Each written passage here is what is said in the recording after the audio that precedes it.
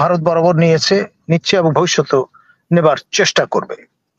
আর আমাদের যে 50টিরও বেশি অভিন্ন নদী, এই নদীগুলো মূলত উৎসমুখ ভারতে। ইলেকট্রিক কানেকশনের কারণে আপনার অনেকে এই পানির উচ্চতা বেড়ে যাওয়ায়, জলমগ্ন হওয়ায় সাপের উপদ্রবের মুখে যেমনি পড়েছেন, তেমনি ইলেকট্রোকাটেড হচ্ছে। দেখুন, গত শোনা যাচ্ছে? শুনতে পাচ্ছি। গত 3 দশক ধরে যেই ব্যারাজ আটকানো ছিল, সেটি ভারত খুলে দিতে বাধ্য হয়েছে।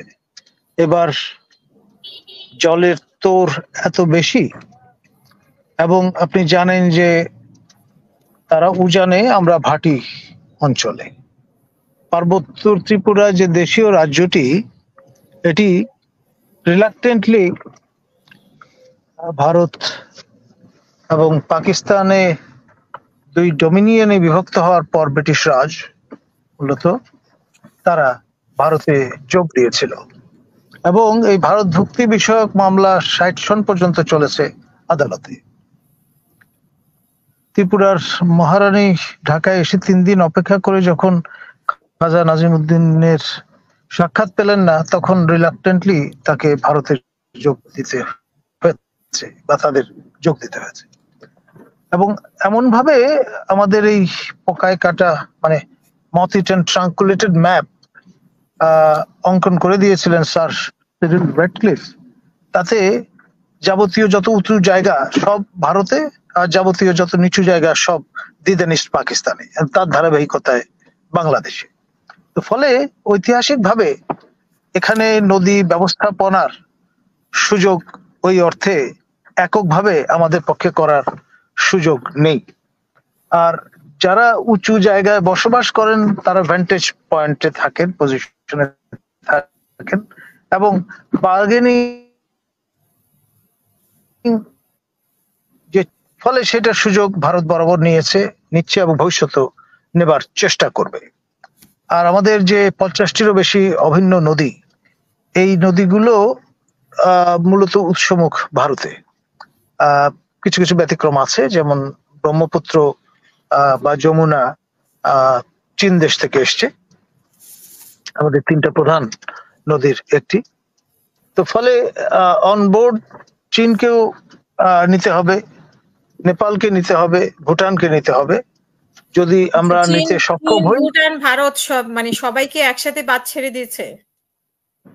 ডেফিনেটলি না। সবাইকে নিতে আমরা এটা না, আমি কম্প্রিহেন্সিভ যদি সেটেলমেন্টে যেতে হয়, তাহলে অনবোর্ড সবাইকে নিতে হবে। বাট টিল টু ডেট আমাদের প্রতিবেশী রাষ্ট্র ভারত সবসময় বাইল্যাটারালি ডিল করবার চেষ্টা করেছে। আপনার সার্কের এই যে ব্যর্থতা, এটা মূলত ফ্রুশনের দিকে যেতে পারেনি এই ক্লজের কারণে। যা কিছু সমস্যা বাইল্যাটারালি আপনার ডিল করতে হবে, মাল্টিল্যাটারাল অ্যাপ্রোচে যাওয়া যাবে না। এই মাল্টিল্যাটারাল অ্যাপ্রোচে না যাওয়ার কারণে আমাদের আজকে এই বিপদে পড়তে হচ্ছে। ভারত আমাদের প্রতিবেশী রাষ্ট্র, প্রায় চারদিকে তারা জলে, স্থলে, অন্তরিক্ষে বিদ্যমান, এবং এই যে চারদিকে অবস্থান, সেটার একটা অ্যাডভান্টেজ তারা নিচ্ছেন বা নিয়েছেন। আজকে আমাদের ফেনী, কুমিল্লা, তারপরে নোয়াখালী যে মহাপ্লাবনের মুখে পড়েছে, বা উত্তরবঙ্গে রংপুর, আবার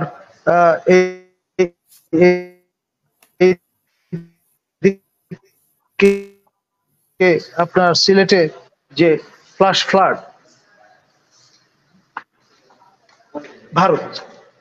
এবং এই যে 3 দশক পরে হঠাৎ করে বাঁধ এর গেট উন্মুক্ত করার কারণে আজকে এই ফ্লাশ ফ্লাডের অবস্থাটি তৈরি হয়েছে।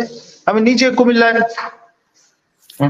অবস্থান করছিলাম, এবং জেলা প্রশাসক মহোদয়কে প্রত্যাহার করার কথা কেন্দ্রীয় সরকারের পক্ষ থেকে, এবং পরে তিনি ক্যাবিনেট ডিভিশন থেকে বার্তা পেয়েছেন যে না, এই বন্যা পরিস্থিতির সম্মুখীন যেহেতু এই অঞ্চল, সুতরাং এখন উইথড্র হয়ে চলে আসার কোনো সুযোগ নেই। আবার এর পাশাপাশি যে কাণ্ডগুলো ঘটছে, মানুষজন ইলেকট্রোকাউটেড হচ্ছেন, অর্থাৎ তড়িতাহত হচ্ছেন। আপনার ইলেকট্রিক কানেকশনের কারণে আপনার অনেকে এই পানির উচ্চতা বেড়ে যাওয়ায়, জলমগ্ন হওয়ায় সাপের উপদ্রবের মুখে যেমনি পড়েছেন, তেমনি ইলেকট্রোকাউটেড হচ্ছে। নানামুখী সংকটের বেড়াজালে আমাদের পড়তে হয়েছে। এবং খেয়াল করে দেখেন, আমাদের ঢাকা বিশ্ববিদ্যালয়, এমনকি রংপুরের বেগম রোকেয়া বিশ্ববিদ্যালয়ের ছাত্ররা যখন বিক্ষোভ ফেটে পড়লেন এই ধরনের ফ্লাডের কারণে, ভারতকে দায়ী করে তারা বহু স্লোগান উত্থিত করেছেন। এই বিষয়গুলো ন্যাচারালি ভারতের এক্সটার্নাল অ্যাফেয়ার্স মিনিস্ট্রির নজরে পড়েছে এবং তারা কিন্তু ওটা ব্যাখ্যা দেবার চেষ্টা করেছেন। ঠাকুর ঘরে কেড়ে আমি কলা খাই না, যে এক্সপ্রেশনটা আছে, অনেকটা সেই রকম একটি বিষয়।